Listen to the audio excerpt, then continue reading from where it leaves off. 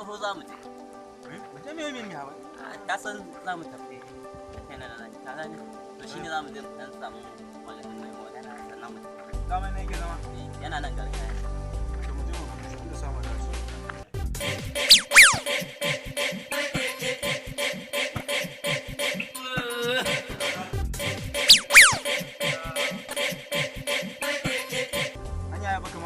Ya ba. Sai Allah da Allah kuma sai Allah. Ko ba gama? Kuma ya gama. Ko saboda wallahi. Dan da Allah abin da yau da nake masallaci nake ana ta addu'a.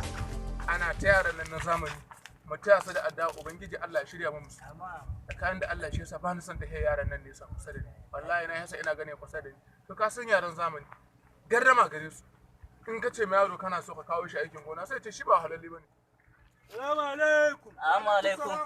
Assalamu alaikum. Wa alaikum salam. Baba ka ci lahiya baba. Ai dai dan baba. Baba ga mun zo da ɗanka baba. To sannun ku da sa. Ina ni baba. An lafiya. Baba ina wannan ku. Lafiya lo dan albarka ya buge.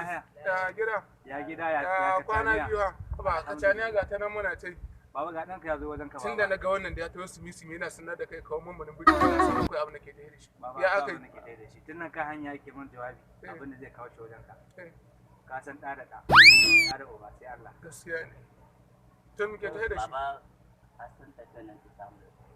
Wata tahiya kake toni kunu ka heddo baki kai mun magana yadda zan ci. Wannan tafiya ina. Ka san inda muke san zuwa din nan dai ana san nemo na kari din. Ina ake nemo na kari. Yanzu garejin da na kai ka.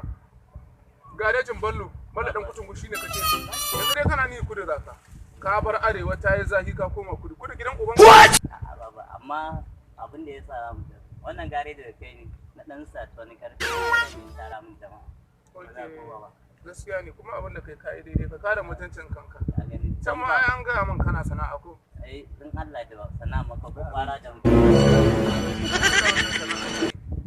Kuma za mu yi maka addu'a Allah sa albarka. Ka zo a yi ma addu'a ka san ku yaran zamani dole sai ana tuha maka.